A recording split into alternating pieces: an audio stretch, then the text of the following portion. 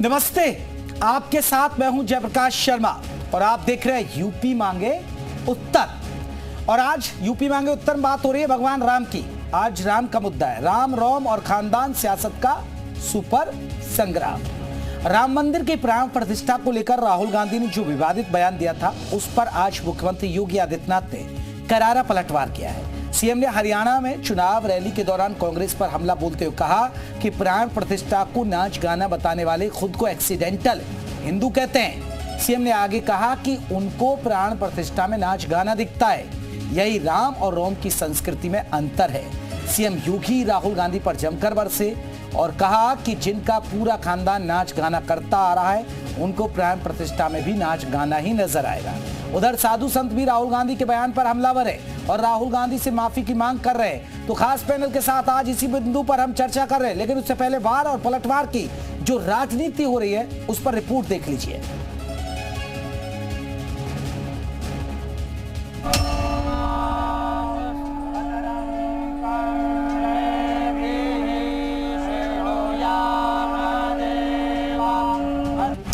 चल रहा है, प्रेस वाले हाय हाय हाय कर रहे हैं, नाच गाना चल रहा है, डांस चल रहा है।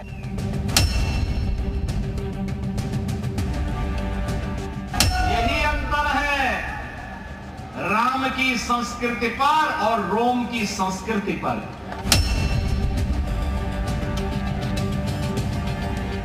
और रोम की संस्कृति में पले बढ़े वे लोग, वे बदनसीब जो दुर्भाग्य से अपने को एक्सीडेंटल हिंदू कहते हैं।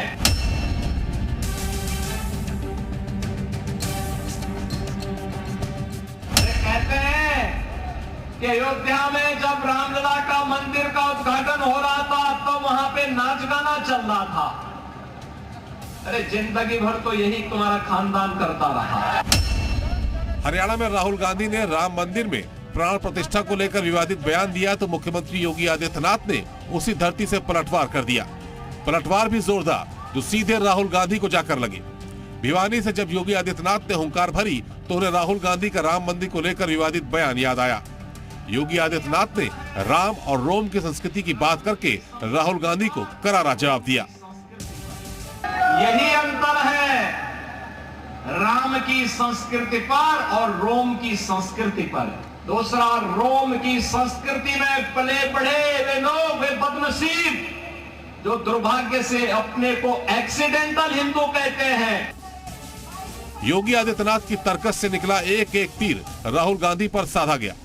भगवान श्री राम ने मंदिर में प्राण प्रतिष्ठा को राहुल गांधी ने नाच गाना करार दिया था, जिसे लेकर योगी आदित्यनाथ के तेवर बेहद ही तल्ख नजर आए। वे कहते हैं कि अयोध्या में जब रामलला का मंदिर का उद्घाटन हो रहा था, तो वहां पे नाच गाना चल रहा था।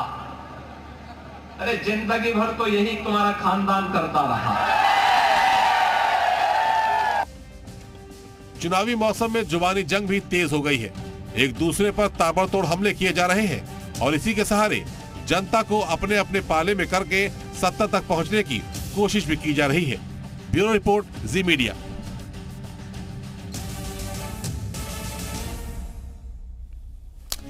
तो चलिए यूपी मांगे उत्तर की हम चर्चा की शुरुआत करें, लेकिन उससे पहले आज के महत्वपूर्ण सवाल। बार बार प्रभु राम का अपमान क्यों, ये हमारा महत्वपूर्ण सवाल है, पहला सवाल है।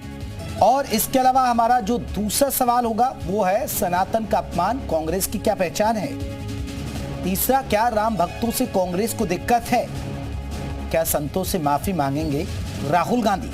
इन चार हमारे जो महत्वपूर्ण सवाल हैं, इनके इर्द गिर्द हमारी चर्चा होगी। हमारे साथ आपको बता दें, जल्दी से अपने मेहमानों का परिचय कराएंगे और हमारे साथ तमाम मेहमान जुड़ भी गए और अपने मेहमानों से आपको बता दें कि परिचय करा दें। लेकिन ये जो चार सवाल है, आज के जो सवाल जो आपके टेलीविजन स्क्रीन पर आप मेरे साइड में देख रहे हैं, इससे आपको पता चल जाएगा जिसके इर्द गिर्द आज हमारी चर्चा हो रही है। प्राण प्रतिष्ठा पर बयान। सबसे बड़ी बात है कि कोई भी कांग्रेस का बड़ा लीडर प्राण प्रतिष्ठा में नहीं गया, न्योता दिया गया तो वहां नहीं गया, लेकिन अब सवाल अब तक उठाए जा रहे हैं। हमारे साथ खास मेहमान जुड़ गए। शरद त्रिवेदी, प्रवक्ता बीजेपी के, प्रियंका गुप्ता कांग्रेस की तरफ से, बहुत बहुत स्वागत है। डॉक्टर सुनील गुप्ता, राजनीतिक विश्लेषक, अशोक राजपूत, राजनीतिक विश्लेषक, आप सभी मेहमानों का बहुत बहुत स्वागत है। प्रियंका जी, सबसे पहला सवाल यही है, बार बार राम का अपमान क्यों किया जा रहा है?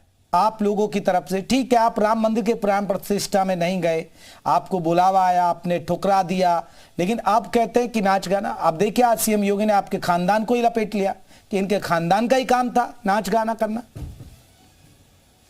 देखिए, जहां तक योगी आदित्यनाथ जी हमारे सीएम है, उनकी भाषा को वो तो पूरी देश ही जानता है। मुझे लग रहा है उनकी भाषा को लेकर टिप्पणी करना भी अपना वक्त जाया करना है। तो वो खानदान पे भी जा सकते हैं, वो यमराज के पास भी जा सकते हैं, वो ढंडनगरम भी कर सकते हैं, वो कुछ भी कर सकते हैं।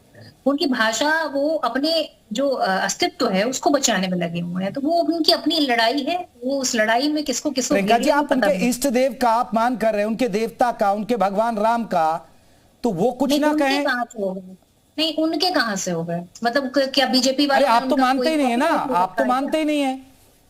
नहीं भाई, किसने काम नहीं मानते हैं? ये आप हमें सर्टिफिकेट देंगे कि हम मानते कि नहीं? मैं तो आपको सर्टिफिकेट नहीं देता, मैं तो आप बता दीजिए राहुल गांधी, प्रियंका गांधी राम मंदिर गए या जाएंगे? हिंदू मानते हैं कि नहीं मानते? अभी तो शंकराचार्य जी ने ये तक कह दिया कि मोदी जी गौ हत्या के एजेंट है। ये हम नहीं कह रहे, कांग्रेस पार्टी नहीं कह रही, ये तो खुद शंकराचार्य जी कह रहे कि आप गौ हत्या के एजेंट है। अब जाइए, कहिए जाके आप सनातन विरोधी हैं उनको, तो हिम्मत नहीं पड़ेगी कुछ बोलने की, क्योंकि आप ही वो काम करते हैं कि जहां पे आप नॉर्थ इंडिया में जाएंगे, उसके बाद आप कहीं गोवा में जाएंगे तो गाय माता आपको यम्मी लगने लगेंगी, और यहाँ आएंगे आप तो आपको गाय मम्मी लगने लगेगी। तो सीधी बात ये है कि भारतीय जनता पार्टी है जिसको अयोध्या की जनता ने पूरी तरीके से नकार दिया, और उसका जो ये खामियाजा है वो पूरे देश में भुगता इन्होंने। और उसके बाद मैम मेरे सवाल आपसे ये है, फिर क्या वहां नाच गाना था?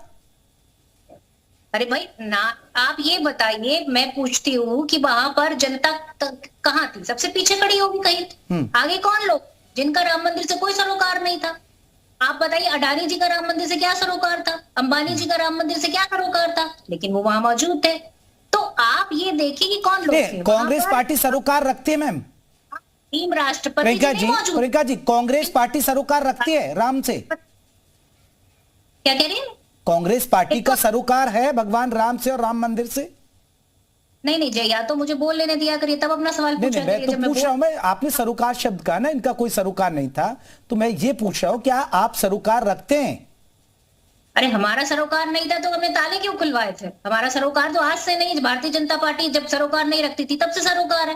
देखिए, भारतीय जनता पार्टी लोगों में सिर्फ और सिर्फ फूट डालती है, भगवान श्री राम का इस्तेमाल सिर्फ वोट लेने के लिए करती है, बाकी कोई श्री राम जी से मतलब नहीं। अब जितना भ्रष्टाचार अयोध्या में हो गया, आप बताइए क्या श्री राम जी की धरती पर इतना भ्रष्टाचार होना चाहिए? चलिए मैम, अगर आपका सरोकार होता तो दर्शन करने चले जाते ना प्रियंका गांधी और राहुल गांधी, कोई भी नहीं गया तो ये एक बड़ी बात है ना, कोई बड़ा लीडर तो नहीं गया। चलिए मैं एक शरद जी से अब रिएक्शन ले लेता हूं इस पर। शरद जी, देखिए आपकी भाषा पर सवाल उठा रहे हैं कि क्योंकि सीएम योगी ने खानदान पर सवाल उठा दिया क्योंकि उनका खानदान ही नाच का गाना कर रहा है। सबसे पहले तो ये कि कांग्रेस ने खुद ही कह दिया है, एफिडेविट दिया है, ये कोई सुनी सुनाई बात या प्रेस कॉन्फ्रेंस में कही बात या जनता के बीच में नहीं है। कांग्रेस ने एफिडेविट दिया है सुप्रीम कोर्ट में कि साहब भगवान राम नहीं है। दूसरी चीज उन्होंने कहा है कि राम सेतु नहीं है। तीसरी चीज है कि राहुल गांधी जी के से हमें पूरी सहानुभूति, क्योंकि उनको हिंदू धर्म के बारे में कोई ज्ञान नहीं है। वो जनेऊ जो है कुर्ते के ऊपर पहनते हैं। अजमेर में उनका जो गोत्र था वो दत्तात्रेय था, जब इंदौर आए तो उनका गोत्र कश्यप हो गया। तो उनको जब ज्ञान नहीं है हिंदू धर्म के बारे में, हिंदू संस्कृति के बारे में, उनको बता दिया गया कि साहब आप फलाना गोत्र बोल देना, तो उन्होंने फलाना बोल दिया। अब वहां जो इनके एडवाइजर थे वो अजमेर वाले नहीं थे, तो इंदौर में उन्होंने कहा कि भाई कश्यप गोत्र बता दो, उन्होंने कश्यप गोत्र बता दिया। तो ये जो राहुल गांधी की ज्ञान है, और जो ये मेन मुद्दा बता रहे हैं कि साहब जो है प्राण प्रतिष्ठा जो है वो आधे बनाए हुए मंदिर में करी गई है। तो लेकिन शरद जी देखिए, प्रियंका जी कह रही है कि सिर्फ आपको राम मंदिर में इसलिए दिलचस्पी है क्योंकि आपको वोट चाहिए, लेकिन उसमें भी जनता ने आपको नकार दिया। नहीं, हमको अयोध्या में नहीं, हम फैजाबाद में हारे हैं और उसके कारण कुछ और है, उसके कारण प्राण प्रतिष्ठा नहीं है। और अगर इनको प्राण प्रतिष्ठा से तकलीफ थी तो इनके नेता जो है 15 दिन पहले क्यों पहुंच गए वहां पे? और इनको ये लग रहा था कि साहब प्राण प्रतिष्ठा जो है आधे बनाए हुए मंदिर में नहीं होनी चाहिए। तो कौन से शास्त्र में लिखा है कि जब अयोध्या का जो म्युनिसिपल कॉर्पोरेशन है जब वो कंप्लीशन सर्टिफिकेट इशू करेगा तब प्राण प्रतिष्ठा की जाएगी? जब इनकी 3 पीढ़ी बाबर की मजार पे गई थी तो क्या वहां बाबर के जो वो फरगना तहसील में जहां वो पैदाइश है बाबर जी की, उनको ने 59 में, 58 में, 69 में और 2005 में राहुल गांधी खुद गए। 3 पीढ़ी इनकी गई है बाबर के मजार पे मत्था टेकने के लिए। तो साहब बाबर के केस में जो है वो कंप्लीशन सर्टिफिकेट इशू हुआ था और वहां जो है वहां के जो पैगंबर थे उन्होंने कहा था कि नहीं साहब ये बिल्कुल वैलिड है, इसमें कोई दिक्कत नहीं। प्रियंका जी मैं आ रहा हूं प्रियंका जी, आपका जवाब लूंगा फिर मैं बाकी मेहमानों के पास जाऊंगा। प्रियंका जी जल्दी से बोलिएगा, फिर मैं बाकी मेहमानों को जोड़ना है, आप जवाब दे रही थी। देखिए ये कह रहे थे कि रोम की संस्कृति, तो इनसे पूछें कि ये इनके अपने नेताओं के बच्चों को क्यों बाहर पढ़ाते हैं। तो ये भी तो एक सवाल है कि सबके नेताओं के बच्चों की आप हिस्ट्री निकालिएगा, कोई ऑक्सफोर्ड यूनिवर्सिटी पढ़ रहा है, कोई कहीं पढ़ रहा है। इनको कहिए कि ये जो जहां पर सबके बच्चे पढ़ते हैं, जिनको आप सिखाते हैं कि अस्त्र ले लीजिए, शस्त्र ले लीजिए, आरएसएस की शाखाओं में क्यों नहीं पढ़ाते हैं? तो वो नहीं पढ़ाएंगे। तो देखिए योगी आदित्यनाथ जी को ये पता होना चाहिए कि उनकी ही पार्टी के लोगों के बच्चे रोम में पढ़ रहे हैं, तो उनको उन्हें रोकना चाहिए, पर वो रोकेंगे नहीं क्योंकि उनके पास में नहीं है। वो तो सिर्फ कहना जानते हैं, कह लेंगे।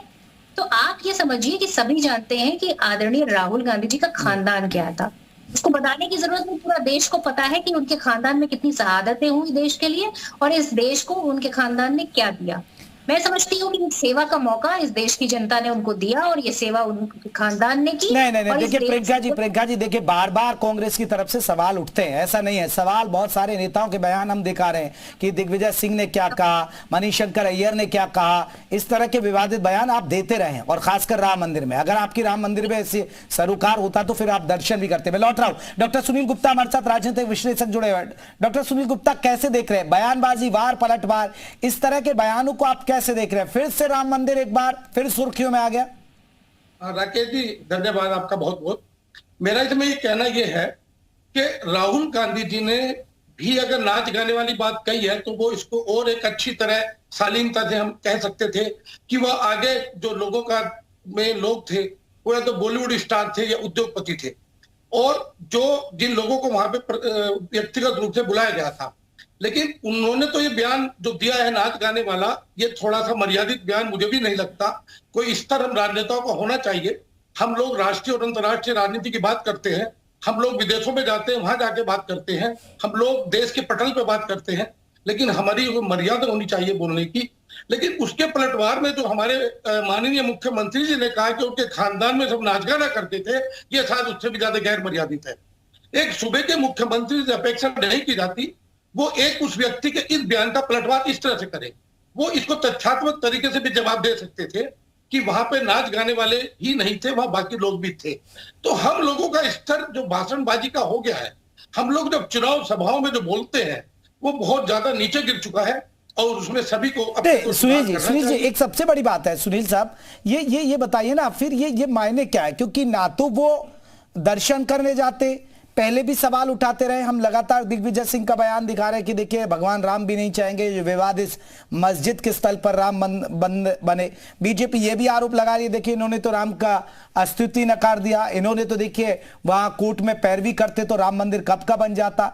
बहुत सारी बातें हैं, तो यह क्या एक विशेष वर्ग को खुश करने के लिए हो रहा है फिर ये सब? राकेश जी ऐसा है, जिस तरह प्रोपेगेंडा हुआ है राम मंदिर का और जितना तेजी से बना है, और इसमें कोई दो राय नहीं है कि भाजपा ने हमेशा ये प्रोजेक्ट किया जैसे राम जी को, भगवान राम को यही पहली बार लेकर आए, जैसे भगवान राम का कोई अस्तित्व पहले था ही नहीं। और उसी की राजनीतिक प्रतिद्वंदिता पे कांग्रेस की कुछ चीजें, मैं आपकी बात से सहमत हूं कि हम नहीं जाएंगे। इसका मतलब ये नहीं कि भगवान राम को नहीं मानते, भगवान राम किसी एक का नहीं है, भगवान राम का बंटवारा राजनेता ना करे तो ज्यादा अच्छा है। ये उनकी राजनीतिक प्रतिद्वंदिता है कि अब नहीं जाएंगे, उनका आक्रोश है, जो भी कुछ है। लेकिन इसका मतलब ये नहीं कि भगवान राम को वो नहीं मानते। हर आदमी भगवान राम को मानता है जो भी हिंदू सनातन धर्म से जुड़ा हुआ है।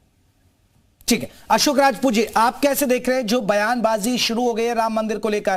क्योंकि साधु संतों में भी आक्रोश है, नाराजगी है। ऐसा नहीं है कि मैडम कह रही हैं कि वहां तो देखिए अंबानी का क्या काम था, वहां बॉलीवुड ही नहीं, वहां बहुत तमाम साधु संत आए, हर हस्ती, हर राजनीतिक हस्ती के अलावा बहुत सारी जगत के लोग आए वहां पर। तो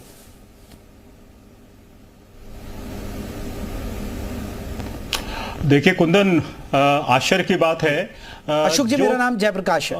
कांग्रेस के बारे में तो एक बड़ी साफ स्थिति है कि मुझे आपकी आवाज रिपीट मिल रही है। जी जी, आप अपनी बात रखिएगा, आप रखिएगा अपनी बात। हाँ कुंदन, एक्चुअली है क्या ना कि कांग्रेस ने तो एक अजब स्थिति बना रखी है। कांग्रेस ने हमेशा से मंदिर को लेकर के कितने अवरोध किए और मंदिर के अवरोध करने के बाद जब कुछ सकारात्मक होता था उसमें अदालत तक में गए।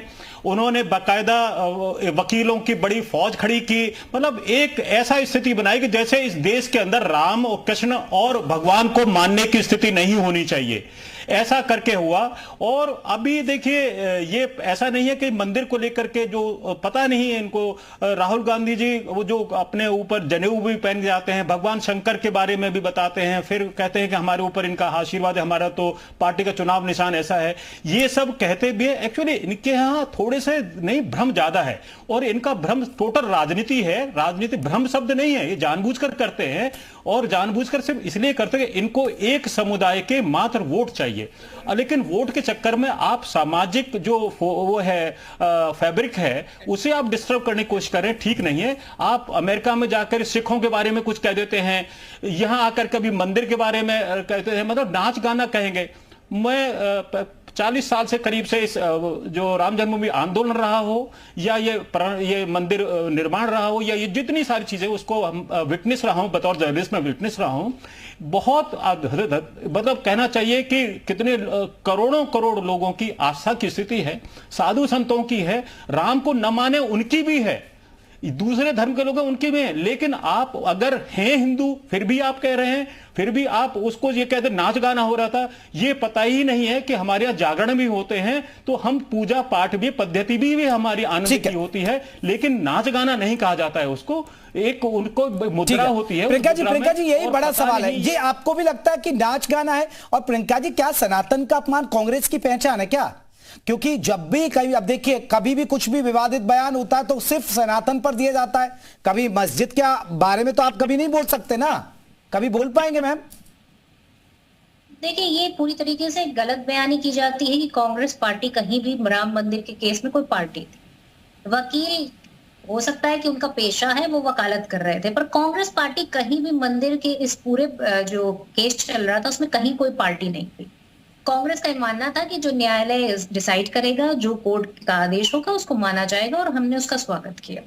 ये एक भ्रम फैलाया जाता है कि कांग्रेस पार्टी ऐसा कह रही थी। मैं सिर्फ इतना पूछना चाहती हूँ, आप ये बताइए, भारतीय जनता पार्टी के कितने नेताओं ने कहा कि माता सीता टेस्ट ट्यूब बेबी थी, गणेश जी प्लास्टिक सर्जरी से बनाए गए थे, और आपने क्या क्या नहीं बोला? और आपकी तो सांसद किसानों को बलात्कारी, रेपिस्ट, उनको क्या क्या कुछ नहीं बोला, तो आप उन पर सफाई देते फिरते हैं? आप कभी नहीं सफाई देते, क्योंकि आपको अपनी राजनीति करनी है। राजनीति आप इसी तरीके से कर सकते हैं कि किसी के मुंह से कोई शब्द निकले उसको पकड़ कर राजनीति स्टार्ट कर दीजिए। आपके पास मुद्दे नहीं बचे। अब बताइए, आप जो है 10 साल का आपका कार्यकाल हो चुका है वहां पर हरियाणा में, और उसके बाद आप जाकर, मैडम हम हरियाणा नहीं है ना, अभी हम हरियाणा में नहीं है मैडम, हम यूपी में है और हम राम मंदिर पर है। आप वहां बात करिए ना।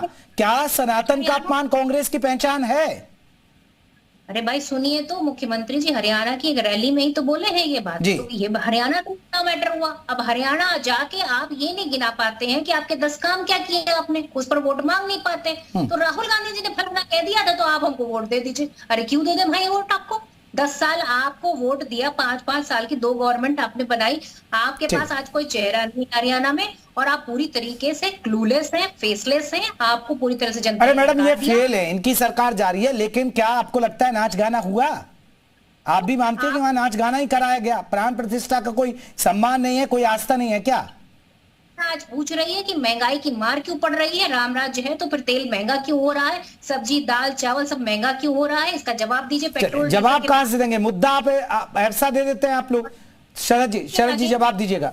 देखिए, जिस धर्म को ये मानते हैं उसमें मूर्ति पूजन, उसमें नाच गाना बिल्कुल वर्जित है, वो नहीं हो सकता है। और ये सारा सेकुलर वोट को साधने के लिए जितनी बयानबाजी है वो सिर्फ सेकुलर वोट को साधने के लिए। प्रियंक खड़गे जी, जो खड़गे जी के सुपुत्र हैं, उन्होंने खुद समर्थन किया है कि सनातन धर्म जो है एक बीमारी है, और के पनिमुडी जो तमिलनाडु के मुख्यमंत्री, उन्होंने कहा कि इंडी गठबंधन में सनातन धर्म को समाप्त करने के बारे में कोई मतभेद नहीं है, जिसका खंडन इंडी गठबंधन की किसी पार्टी ने और खासतौर से कांग्रेस जो उसके इंडी गठबंधन के शीर्ष में है।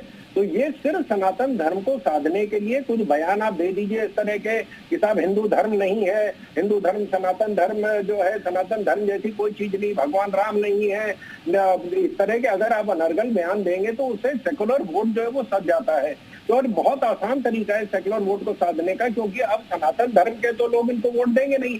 तो इस तरह की बयानबाजी आप करते रहिए कि और जिस पार्टी ने सुप्रीम कोर्ट में एफिडेविट दिया है कि भगवान राम नहीं है, वो भगवान राम के मंदिर में कैसे जा सकते हैं? तो ये या तो एफिडेविट गलत है या इनका जाना गलत हो जाएगा। तो ये समस्या इनकी है कि अब ये जो है इनको कुछ जो सेकुलरिस्ट हैं, जिसमें मणिशंकर अय्यर जी हैं, दिग्विजय सिंह जी हैं, इस तरह के जो हमारे सेकुलर फ्रंट है, वही अब इनको साध रहे हैं। और शरद जी, ये तो आपके मुख्यमंत्री की भाषा पर सवाल उठा रहे हैं ना जी? ये तो आपके मुख्यमंत्री की भाषा पर सवाल उठा रही हैं। नहीं, उन्होंने जिस तरह की बात करी कि साहब वहां नाच गाना हो रहा है, अब मतलब इससे ज्यादा अभद्र बात क्या हो सकती है? जिस धर्म में जो है हम जो आप देखें कि मथुरा के मंदिरों में तो नाच ही होता है, वहां पे जो वहां पे गोपियां हैं और जो वहां पे कृष्ण की लीला होती है, हमारे यहाँ नौटंकी होती है, हमारे यहाँ राम लीला होती है, तो उसमें तो नाच गाना होता है। इनको धर्म का ज्ञान ही नहीं है। जिस पार्टी को हिंदू धर्म सनातन धर्म का ज्ञान नहीं है, उनके लिए ये सब नाच गाना है, हमारे लिए भक्ति है। राहुल जी ने कहा कहने लगे जब हिंदू धर्म में जो शक्ति है हम उसके खिलाफ खड़े हैं, उसके खिलाफ हमारी लड़ाई है। तो हिंदू धर्म के खिलाफ लड़ रहे हैं, हिंदू धर्म में शक्ति के खिलाफ लड़ रहे हैं। भगवान राम का एफिडेविट दे रहे हैं कि साहब भगवान राम नहीं थे, राम सेतु नहीं था। तो ये इनकी मजबूरी है कि अब इनको सिर्फ सेकुलर वोट चाहिए और सेकुलर वोट के लिए इसी तरह। प्रियंका जी एक एक करके आवाज, ठीक है शरद जी आपकी बात का प्रियंका जवाब दे रही है। प्रियंका जी कुछ कह रही थी आप, अब रखिए। शरद जी बोला कि वहां नाच होता है, अब ये बताइए ये सनातन है? ये सनातन का अपमान है कि नहीं है? वहां नाच होता है। अरे भाई किस तरह की राजनीति करते हैं आप लोग? उसी नाच शब्द से आपको परहेज है और वही नाच शब्द आप बोल रहे हैं मुंह से अपने, और उसके बाद कह रहे हैं कि जो है उन्होंने गलत कह दिया, मैं सही बैठा यहाँ कह रहा हूँ। अरे भाई कम से कम कुछ तो गरिमा रखा करिए। अब आपको नाच दिख रहा है वहां पे, अब सनातन का अपमान नहीं दिख रहा आपको, और नाच शब्द का प्रयोग आपने किया कैसे? इतना अपमानित शब्द है तो आपका प्रयोग कैसे कर दिया इसका? आप तो पहले ही सनातन विरोधी हो गए, आपको तो पूरी पार्टी को निकाल देना चाहिए आपके पद से।